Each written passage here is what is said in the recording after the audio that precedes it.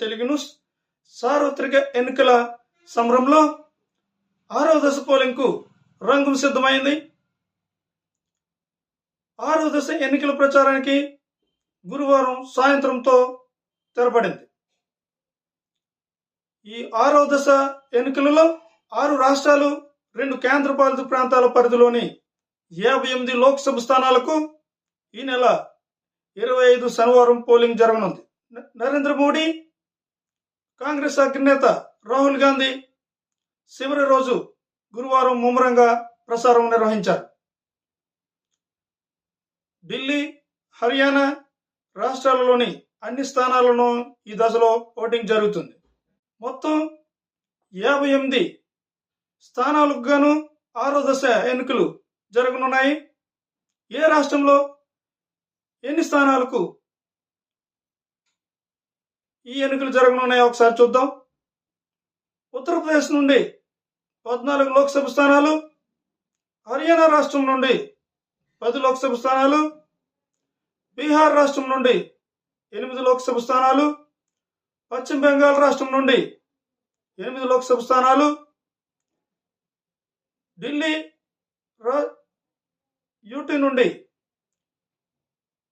7 లోక్సభ స్థానాలు, ఒడిశా రాష్ట్రం నుండి 6 లోక్సభ స్థానాలు, జార్ఖండ్ రాష్ట్రం నుండి 4 లోక్సభ స్థానాలు, జమ్మూ కాశ్మీర్ రాష్ట్రం నుండి 1 స్థానం ఎన్నికలు జరిగే అవకాశాలు ఉన్నాయి.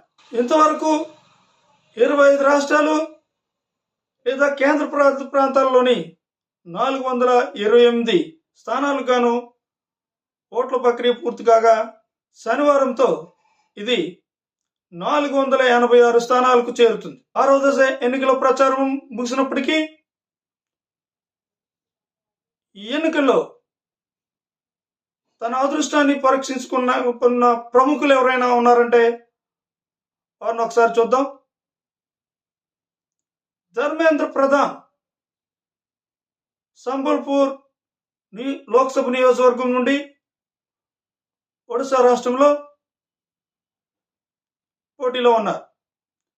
మనోజ్ తివారీ భాజపా పోటీలో ఉన్నారు. కన్నయ్య కుమార్ కాంగ్రెస్ పార్టీ నుండి ఈశాన్య ఢిల్లీలో పోటీలో ఉన్నారు.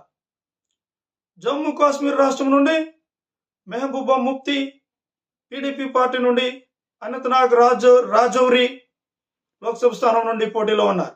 భారతీయ జనతా పార్టీ అగ్రనేత అభిజిత్ గంగోపాధ్యాయ తమ్లుక్ లోక్సభ స్థానం నుండి పశ్చిమ బెంగాల్ రాష్ట్రంలో పోటీలో ఉన్నారు.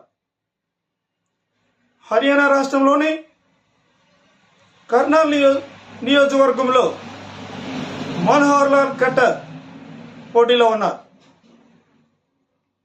నవీన్ జిందాల్ కురుక్షేత్ర లోక్సభ స్థానం నుండి పోటీలో ఉన్నారు. రావ్ ఇంద్రజిత్ సింగ్ గురుగ్రావ్ లోక్సభ స్థానం నుండి పోటీలో ఉన్నారు.